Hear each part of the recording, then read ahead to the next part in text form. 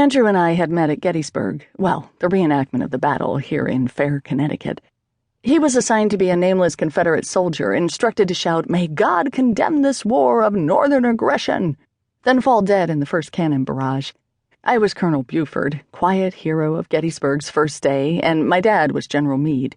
It was the biggest reenactment in 3 states, and there were hundreds of us. Don't be so surprised, these things are very popular. That year, I was the secretary of Brother Against Brother, and before the battle, I'd been running around with a clipboard, making sure everyone was ready. Apparently, I was adorable. At least, that's what I was told later by one Andrew Chase Carson. 8 hours after we started, and when a sufficient number of bodies littered the field, Dad allowed the dead to rise, and a Confederate soldier approached me. When I pointed out that most Civil War soldiers didn't wear Nikes, the man laughed, introduced himself, and asked me out for coffee. 2 weeks later, I was in love. In every way, it was the relationship I had always imagined. Andrew was wry and quiet, appealing rather than good-looking, with an infectious laugh and cheerful outlook. He was on the scrawny side, had a sweetly vulnerable neck, and I loved hugging him, the feel of his ribs creating in me the overwhelming urge to feed and protect him. Like me, he was a history buff. He was an estate attorney at a big firm in New Haven, but he'd majored in history at NYU. We liked the same food, the same movies, read the same books. How was the sex, you ask? It was fine. Regular, hearty enough, quite enjoyable.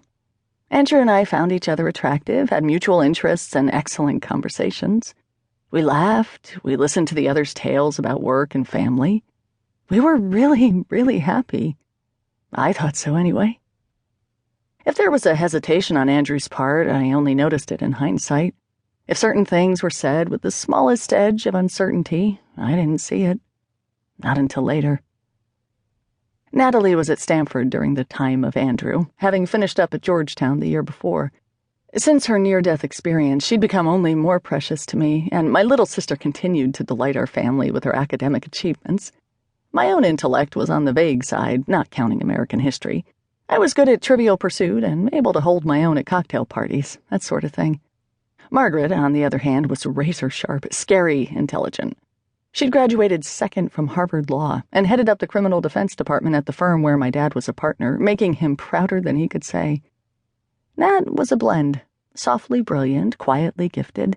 She chose architecture, a perfect mix of art, beauty, and science. I talked to her at least a couple of times a week, emailed her daily, and visited her when she opted to stay in California for the summer. How she loved hearing about Andrew. How delighted she was that her big sister had met the one. "What does it feel like?" she asked one night during one of our phone calls. "How does what feel?" I said. "Being with the love of your life, silly." I could hear the smile in her voice and grinned back. "Oh, it's great. It's so perfect. And easy, too, you know? We never fight, not like Mom and Dad."